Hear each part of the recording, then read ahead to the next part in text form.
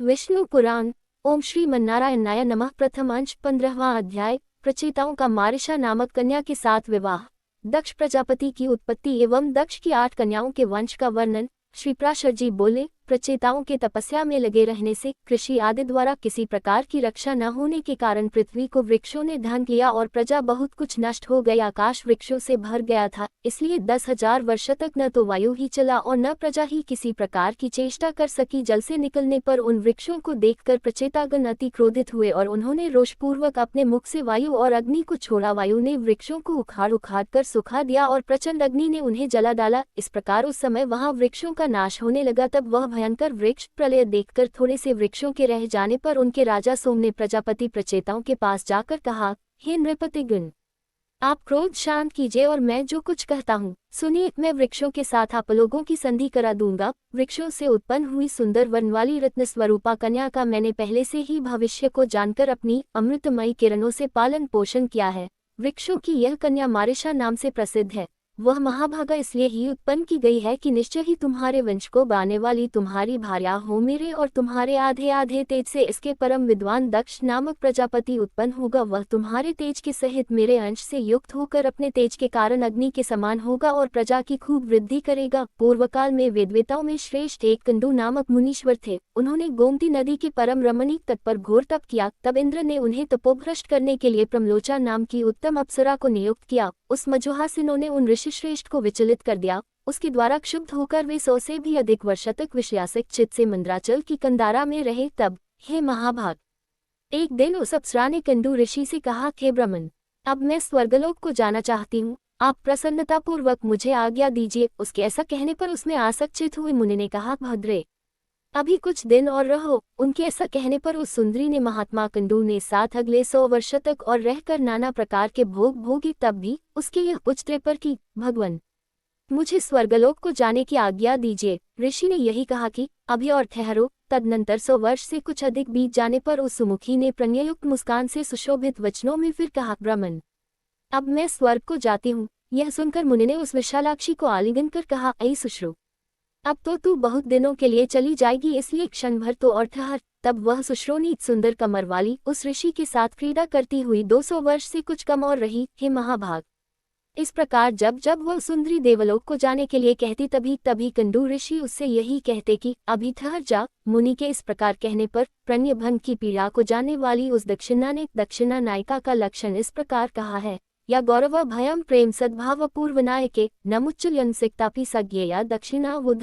अन्य नायक में आसक्त रहते हुए भी जो अपने पूर्व नायक को गौरव, भय, प्रेम और सद्भाव के कारण न छोड़ती हो, उसे दक्षिणा जानना चाहिए। अपने दाक्षिण्यवश तथा मुनि के शाप से भयभीत होकर उन्हें न छोड़ा तथा उन महर्षि महोदय का भी कामासक्त चित्त से उसके साथ अनिश रमन करते करते उसमें नित्य नूतन प्रेम बढ़ता गया। एक दिन वे मुनिवर बड़ी शीघ्रता से अपनी कुटी से निकले। उनके निकलते समय वह सुंदरी बोली, आप कहाँ जाते हैं?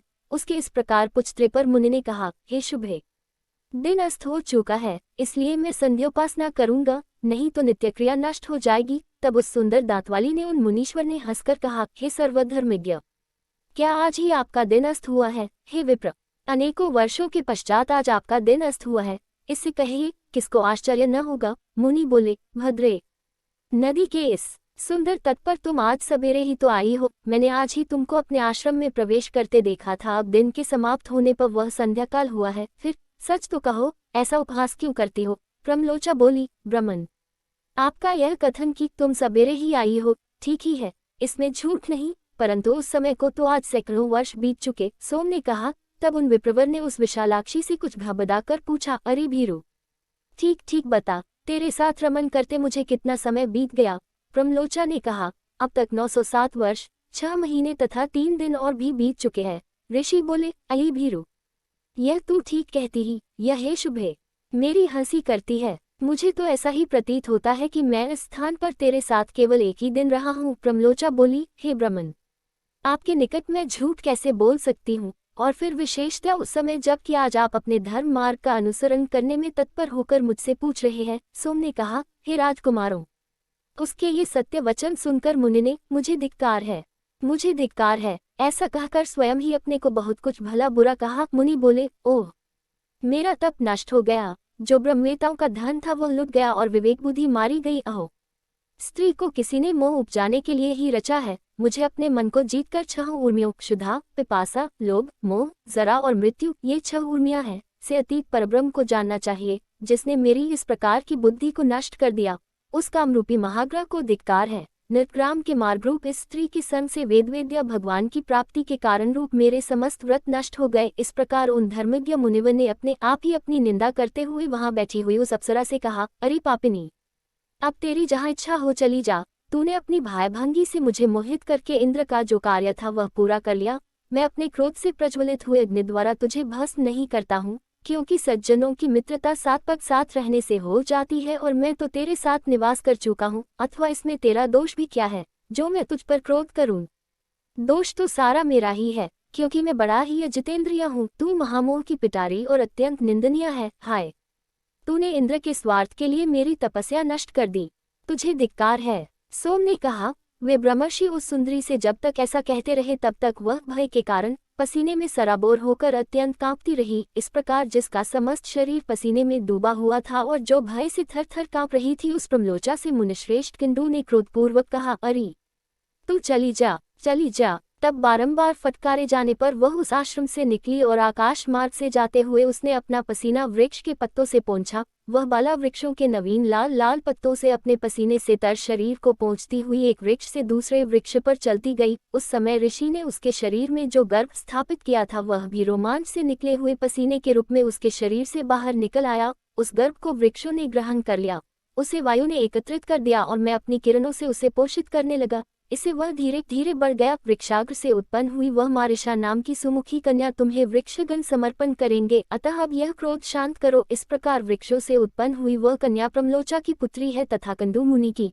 मेरी और वायु की भी संतान है। श्री प्राशर जी बोले, हे मित्रेय, साधु श्रेष्ठ, भगवा कंडू भी तप के क्षीण हो जाने से पुरुषोत्तम क्षेत्र नामक भगवान विष्णु की निवास भूमि को गए और हे राजपुत्रों, वहां वे महायोगी एकनिष्ठ होकर एकाग्र चित्त से ब्रह्मपार मंत्र का जप करते हुए ऊर्ध्वबाहु रहकर श्री विष्णु भगवान की आराधना करने लगे। प्रचेतागण बोले, हम कंदु मुनि का ब्रह्मपार नामक परम स्तोत्र सुनना चाहते हैं, जिसका जप करते हुए उन्होंने श्री केशव की आराधना की थी। सोम ने कहा, हे राजकुमारों, वह मंत्र इस प्रकार है, श्री विष्णु भगवान संसार मार्ग की अंतिम अवधि है, उनका पार पाना कठिन है, वे पर आकाशादि से भी पर अर्थात अनंत है, अतः सत्य स्वरूप है। तपोनिष्ठ महात्माओं को ही वे प्राप्त हो सकते हैं, क्योंकि वे पर अनात्म प्रपंच से परे है तथा पर इंद्रियों के अगोचर परमात्मा है और भक्तों के पालक एवं उनके अभीष्ट को पूर्ण करने वाले हैं। वे कारण पंचभूत के कारण, पंचतन्मात्रा के हेतु, तामस अहंकार और उसके भी हेतु, महतत्व के हेतु, प्रधान के भी परम हेतु है और इस प्रकार समस्त कर्म और कर्ता आदि के सहित कार्य रूप से स्थित सकल प्रपंच का पालन करते हैं। ब्रह्म ही प्रभु है, ब्रह्म ही सर्वजीवरूप है और ब्रह्म ही सकल प्रजा का पति, रक्षक तथा अविनाशी है। वो ब्रह्म अव्यय, नित्य और अजन्मा है तथा वही क्षय आदि समस्त विकारों से शून्य विष्णु है, क्योंकि वह अक्षर, अज और नित्य ब्रह्म ही पुरुषोत्तम भगवान विष्णु है। इसलिए मेरे राग आदि दोष शांत हो। इस ब्रह्मपार नामक परम स्तोत्र का जप करते हुए श्री केशव की आराधना करने से उन मुनीश्वर ने परम सिद्धि प्राप्त की। जो पुरुष इस स्तव को नित्य प्रति पढ़ता या सुनता है वह काम आदि सकल दोषों से मुक्त होकर अपना मनोवांछित फल प्राप्त करता है।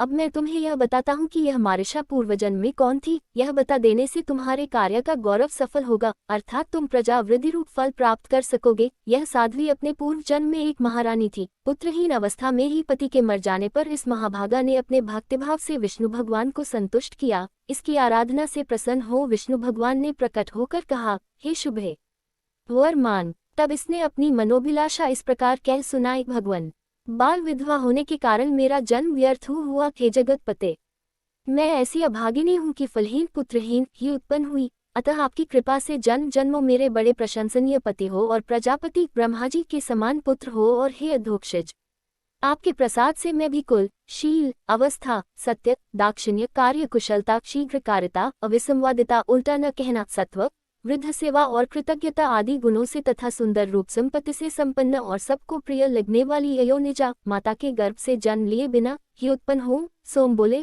उसके ऐसा कहने पर वरदायक परमेश्वर देवादिदेव श्री ऋषिकेश ने प्रणाम के लिए झुकी हुई उस बाला को उठाकर कहा। भगवान बोले, तेरे एक ही जन्म में बड़े पराक्रमी और विख्यात कर्मवीर 10 पति होंगे और हे शोभने, उसी समय तुझे प्रजापति के समान एक महावीर्यवान एवं अत्यंत बल विक्रमयुक्त पुत्र भी प्राप्त होगा। वह इस संसार में कितने ही वंशों को चलाने वाला होगा और उसकी संतान संपूर्ण त्रिलोकी में फैल जाएगी, तथा तू भी मेरी कृपा से उदार रूप, गुण संपन्ना, सुशीला और मनुष्यों के चित्त को प्रसन्न करने वाली अयोनिजा ही उत्पन्न होगी। हे राजपुत्रों, उस विशालाक्षी से ऐसा कह भगवान अंतर्धान हो गए और वही यह मारिशा के रूप से उत्पन्न हुई तुम्हारी पत्नी है। श्री पराशर जी बोले।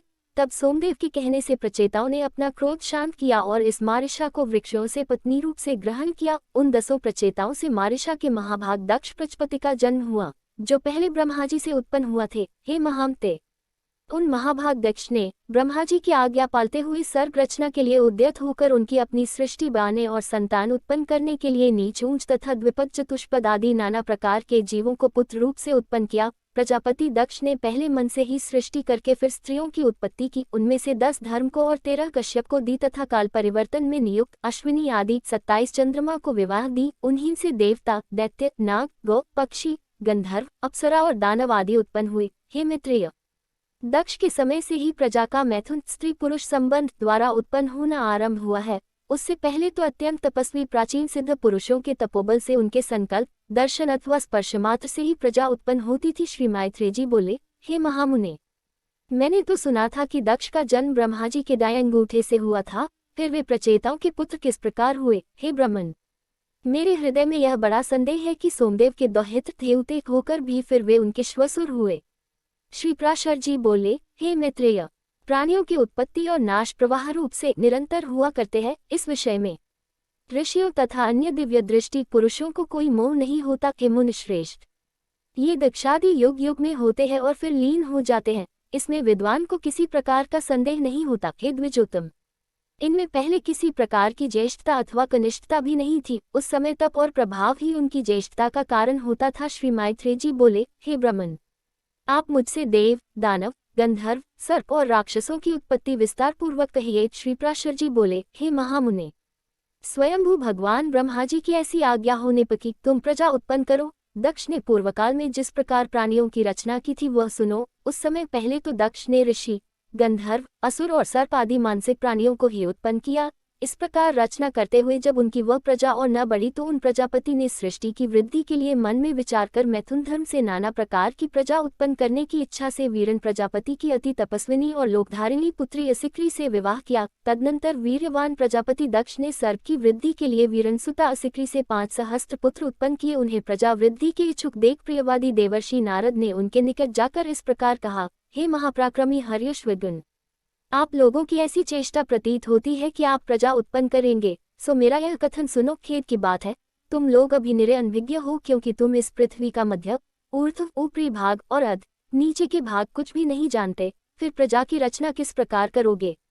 देखो, तुम्हारी गति इस ब्रह्मांड में ऊपर नीचे और इधर उधर सब और अप्रतिहत है। अतः हे अज्ञानियों, तुम सब मिलकर इस पृथ्वी का अंत क्यों नहीं देखते? नारद जी के ये वचन सुनकर वे सब भिन्न भिन्न दिशाओं को चले गए और समुद्र में जाकर जिस प्रकार नदियां नहीं लौटती उसी प्रकार वे भी आज तक नहीं लौटे। हर्यश्वों के इस प्रकार चले जाने पर प्रचेताओं के पुत्र दक्ष ने वैरुणी से 1 सहस्त्र पुत्र और उत्पन्न किए। वे शबलाश्वगन भी प्रजा बनाने के इच्छुक हुए, किंतु हे ब्राह्मण, उनसे नारद जी ने ही फिर पूर्वोक्त बातें कह दी। तब वे सब आपस में एक दूसरे से कहने लगे, महामुनि नारद जी ठीक कहते हैं, हमको भी इससे संदेह नहीं, अपने भाइयों के मार्ग का ही अवलंबन करना चाहिए। हम भी पृथ्वी का परिणाम जानकर ही सृष्टि करेंगे। इस प्रकार वे भी उसी मार्ग से समस्त दिशाओं को चले गए और समुद्रगत नदियों के समान आज तक नहीं लौटे। हे द्विज, तब से ही यदि भाई को खोजने के लिए भाई ही जाए तो वह नष्ट हो जाता है।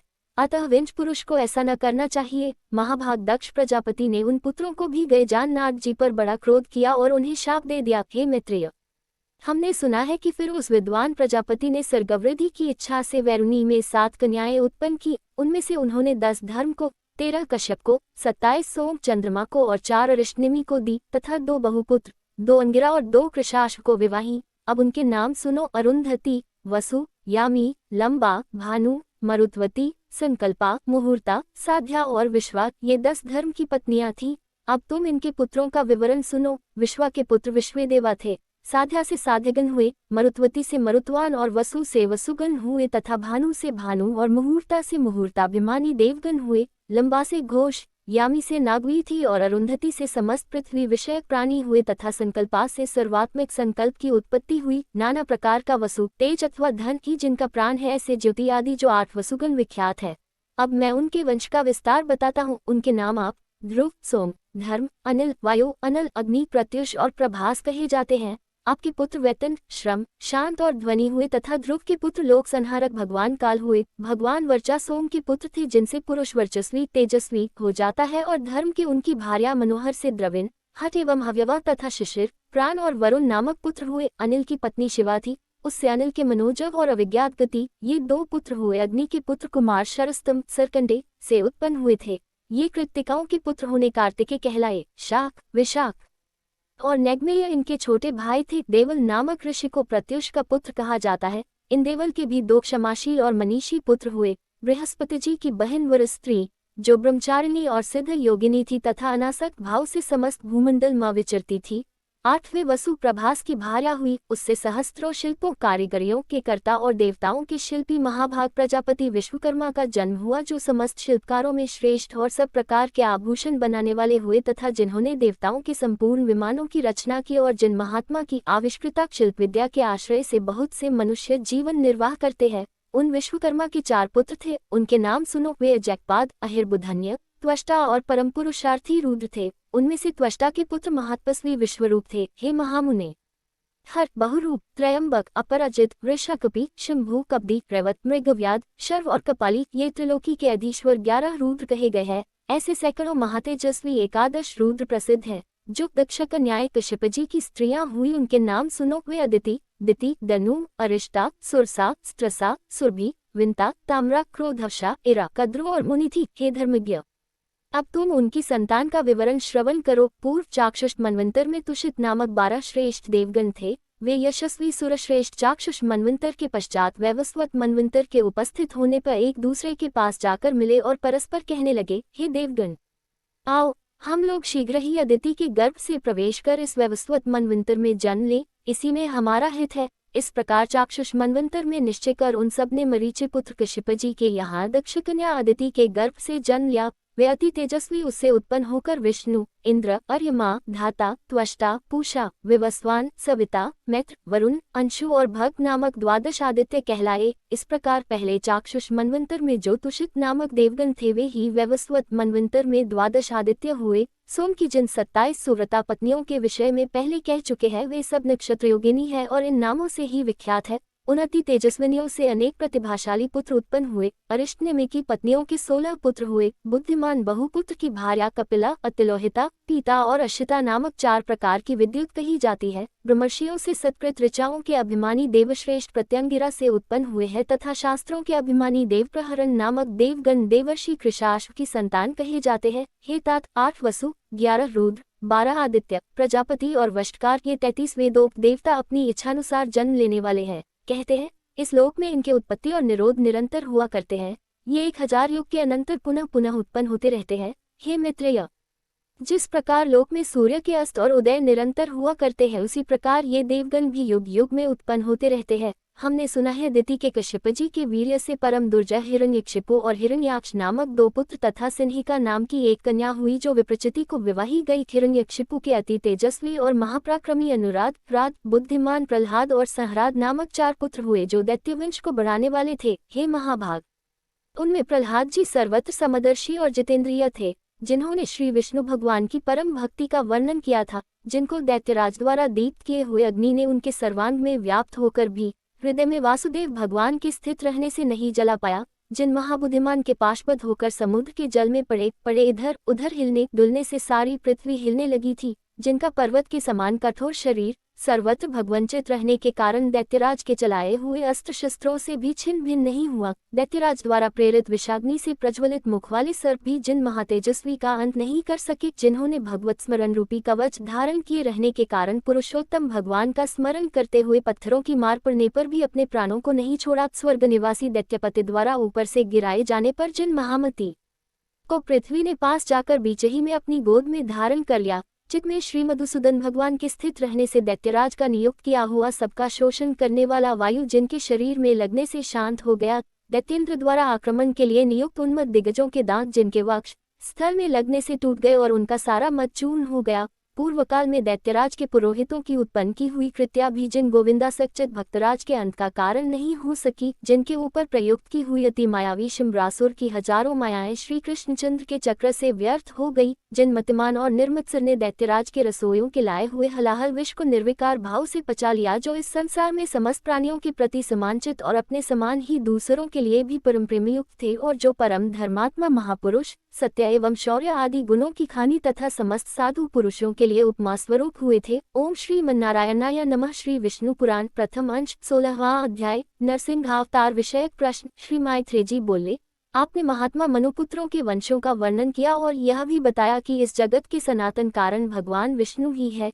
किंतु भगवान, आपने जो कहा कि दैत्य श्रेष्ठ प्रहलाद जी को न तो अग्नि ने ही भस्म किया और न उन्होंने अस्त्र शस्त्रों से आघात किए जाने पर ही अपने प्राणों को छोड़ा, तथा पाशबद्ध होकर समुद्र के जल में पड़े रहने पर उनके हिलते डुलते हुए अंगों से आहत होकर पृथ्वी डगमगाने लगी और शरीर पर पत्थरों की बौछार पड़ने पर भी वे नहीं मरे, इस प्रकार जिन महाबुद्धिमान का आपने बहुत ही महात्म्य वर्णन किया है, हे मुने, जिन अति तेजस्वी महात्मा के ऐसे चरित्र हैं, मैं उन परम विष्णु भक्त का अतुलित प्रभाव सुनना चाहता हूँ। हे मुनिव, वे तो बड़े ही धर्मपरायण थे, फिर दैत्यों ने उन्हें क्यों अस्त्र शस्त्रों से पीड़ित किया और क्यों समुद्र के जल में डाला? उन्होंने किस लिए उन्हें पर्वतों से दबाया?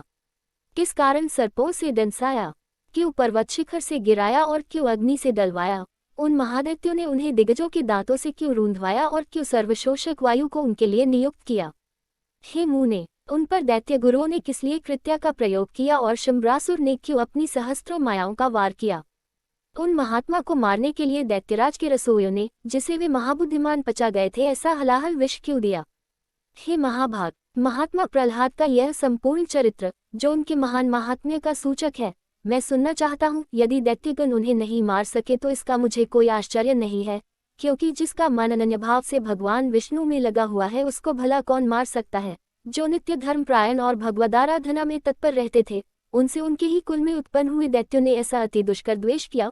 उन धर्मात्मा, महाभाग, मत्सरहीन विष्णु भक्त को दैत्यों ने किस कारण से इतना कष्ट दिया? सो आप मुझसे कहिए। महात्मा लोग तो ऐसे गुण संपन्न साधु पुरुषों के विपक्षी होने पर भी उन पर किसी प्रकार का प्रहार नहीं करते, फिर स्वपक्ष में होने पर तो कहना ही क्या है। इसलिए हे मुनिश्रेष्ठ, यह संपूर्ण वृतांत विस्तार पूर्वक वर्णन कीजिए। मैं उन दैत्यराज का संपूर्ण चरित्र सुनना चाहता हूँ।